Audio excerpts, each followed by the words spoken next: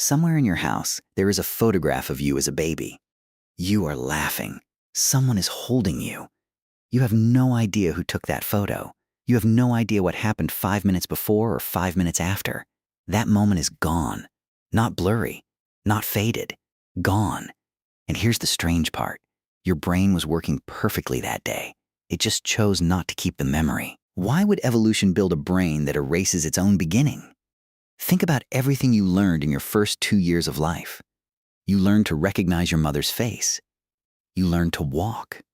You learned the sounds that would eventually become your first language. That is an enormous amount of learning. So the problem was never that your infant brain was empty or broken. The problem is something much stranger.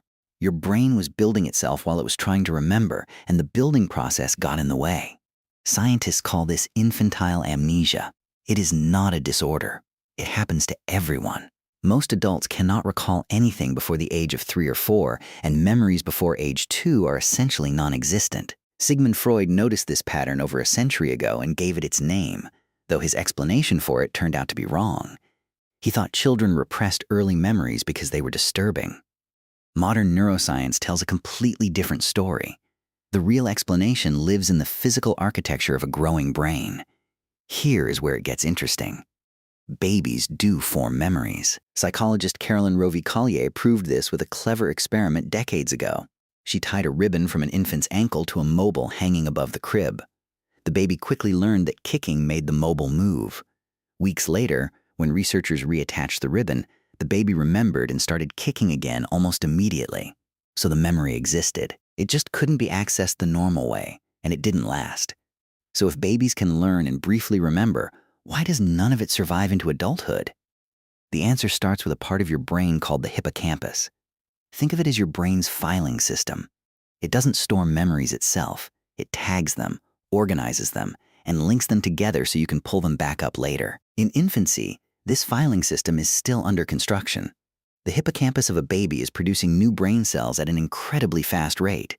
That sounds like a good thing. But new cells wiring themselves into an existing network can actually overwrite or destabilize the connections that were just formed. Neuroscientist Paul Franklin studied this exact process in mice. His team found that periods of intense neuron growth in the hippocampus were directly linked to forgetting. When researchers slowed down the rate of new brain cell production in young mice, the mice retained memories for longer. When they sped up neuron growth in older mice, those mice started forgetting things faster too. The conclusion was startling. Rapid brain growth and long-term memory storage are, in a sense, in competition with each other. Your baby brain simply couldn't do both at full speed at the same time.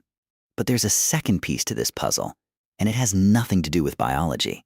It has to do with language and story. Psychologist Patricia Bauer spent years studying how children begin forming lasting autobiographical memories, the kind where you can place yourself inside a specific moment in time. She found that this ability develops gradually, closely tracking a child's growing language skills. A toddler without the words for yesterday or before or after cannot yet organize experiences into a timeline, and a memory without a timeline is nearly impossible to retrieve later, because your adult brain searches for memories the way it searches for anything else.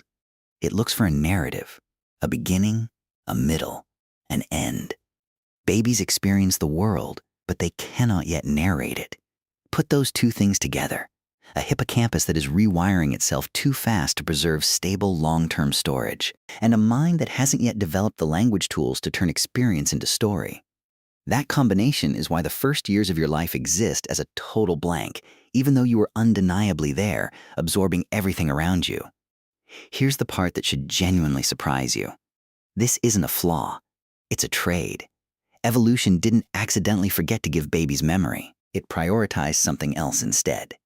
In the earliest years of life, the most valuable thing a growing brain can do is build general knowledge about the world.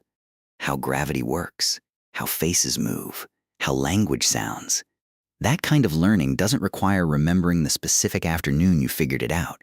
It just requires the pattern to stick. Your brain spent your infancy building the operating system, not saving the individual files. And once that operating system was mostly built, somewhere around age 3 or 4, your hippocampus slowed its explosive growth. It shifted from construction mode into storage mode. That's roughly when your first real, stable memories begin to appear. usually fragmented, usually just a flash of a birthday cake or a fall from a bike. Everything before that point was learned and used, but never filed away for later. Now think about what this means for the way you experience your own history. You will never remember your own birth, your first steps, or your mother's voice on the day you were born, no matter how many times someone describes it to you. What you do have, instead, are stories, photographs, home videos, family retellings. And here is something worth sitting with. Studies on memory reconstruction have shown that some adults who vividly remember a childhood event are actually remembering a photograph of it or a story they were told, not the original moment itself.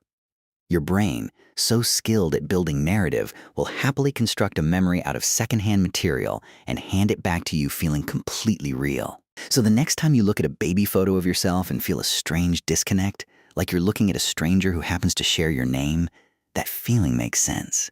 In a very real way, you were looking at a stranger. Not because that wasn't you. It absolutely was. But because the version of you in that photograph was a brain still under construction, spending every resource it had on learning how to become a person, with none left over to remember the process.